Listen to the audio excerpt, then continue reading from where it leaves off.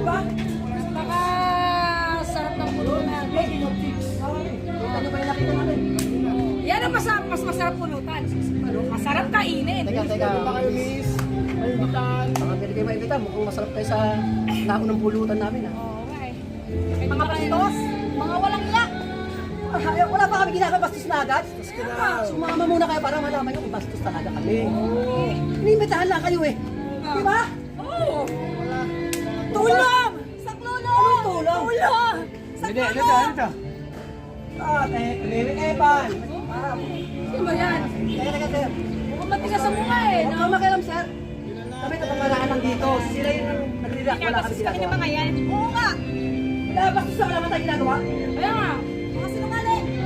Ano gagawin natin dito? Pare, gustong...